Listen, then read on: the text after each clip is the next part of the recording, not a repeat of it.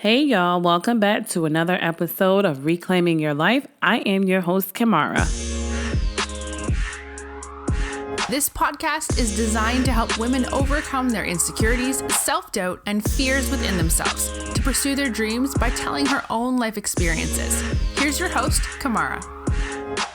Hey everyone, welcome back to another great episode of Reclaiming Your Life. If you have not already, if you can please leave a review so that I can know how I am doing and your thoughts about the podcast. So if you can please leave a review and also subscribe if you haven't subscribed to the podcast so that you can be notified when new episodes are uploaded. So it's another great day. I hope you guys are enjoying your day. And today's episode, I wanted to talk about the waiting room. And the waiting room is just pretty much what it sounds like, what it says, the waiting room, where you're waiting on some news, you're waiting to hear back from that job, you're waiting to hear back on that house that you put in for. You're just waiting and waiting and waiting to hear back. And that's uncomfortable. We all know when it comes to waiting to hear something, it is uncomfortable, or we're waiting for our prayers to be answered, or we're waiting for our lives to change drastically, meaning that, you desired something for so long and you're just waiting for it to come to pass. So the waiting room is just about how to push through when you're in that waiting room and what you can do. And, like I said, we feel uncomfortable when we're waiting for something. And let me tell you, I know I've been in a waiting room a couple of times, and I'm sure you have, okay?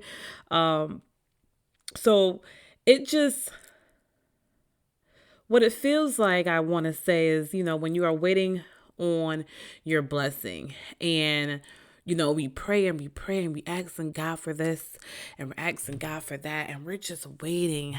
When is it going to come to pass? When is it going to happen? And that's where we get caught up at, is because we're counting and we're tracking how long we've been in the waiting room for this thing to birth or for this thing to happen. So the waiting room is uncomfortable, and many of us don't like to feel uncomfortable or put in an uncomfortable predicament. But the saying, you have to get comfortable being uncomfortable. The waiting room is a place you are constantly checking the time. You're constantly wondering, how much longer do I have to wait? That's just like when you are waiting for someone to have surgery, a procedure done, or someone that's having a baby. We're waiting to see how long this procedure is going to take. How long is it going to take for this baby to come? We are waiting. We're sitting there. We're reading magazines. We're reading books. We're doing things to stall and wait for that time to go by. There's so many things that we are doing. We're wondering, are they okay? What's taking so long? They told me that it was only going to take X amount of time, but now here it is past that time. So I know that some of you know exactly what I am talking about, because we all do it. We're constantly waiting and we're getting uncomfortable. And then most importantly, we are getting impatient. The waiting room is a place where our minds is going a mile a minute, because we don't even know what to think or what to do or how to keep ourselves from going crazy and building up this anxiety. We don't know what to do because we're just waiting. We're just waiting to get the end result. We're waiting to see the final product. We're waiting. So we don't know what to do or how to expect it. And that's okay. But it's what we need to do. So in the meantime of waiting, what are some things that we can do? There should be some things that you should be doing. So if you are praying for that job during that waiting time, while you're waiting for an interview, you should be preparing yourself for that interview. You should be preparing yourself for that job. You should be preparing yourself and getting yourself familiar with the position that you apply for, getting familiar with the company that you want to work for. It's the same thing if you have your own business. You have to do a lot of things while you're in the waiting room before your business can take off. So what are you doing during that waiting room, in the waiting room? Are you doing your market research?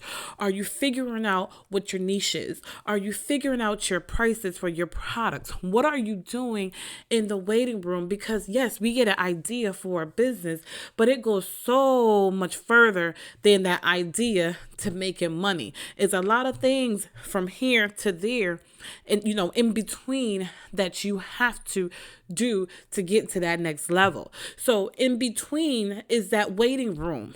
Is that waiting? What are you doing during that part? Are you just waiting and just twiddling your thumbs and not doing anything? Or are you actually doing the work and putting the work and doing the research that you need to do, making the connections and making the networks, networking that you need to do that's required of you to excel in your business? So you have to figure out what is it that you're asking God for, things that you're praying for, and what you can do while you are waiting. The waiting room is where all our fears come out, because we're also wondering, okay, if I'm doing this during the time I'm in the waiting room, what if this happens? What if this happens? What if I'm not good enough? How many times do we say that? We're so good at self-sabotaging ourselves instead of building up our confidence. And it's just kind of sad, but that's where we have to change our mindset, and we got to kick fear to the curb. Fear does not exist. Fear is false evidence appearing real. We all know that, but yet we still let fear come in and overtake us and overpower us. But we cannot let fear overtake what it is that we want and what God has promised us. We can't allow that, because fear and God does not reside in the same place at all. So you need to believe in God, and you need to have confidence in God, and you need to know that what it is that He told you, whatever promise that He told you, you need to know that it's going to come to pass. It's just a matter of time, and how long are you willing to wait and do the work. The waiting room is an uneasy place, very uneasy place, because we don't like to feel uneasy. We don't like to feel shaken up. How many of you can say you felt or you feel this way in the waiting room before? I may have not said exactly how you have feel or have felt in the past, but something I said resonated with you where you can say, yes, that's exactly how I feel, or yes, that's how I felt. And this is where in the waiting room is where anxiety and depression, as I said, the fears and the worries and that so much more comes in.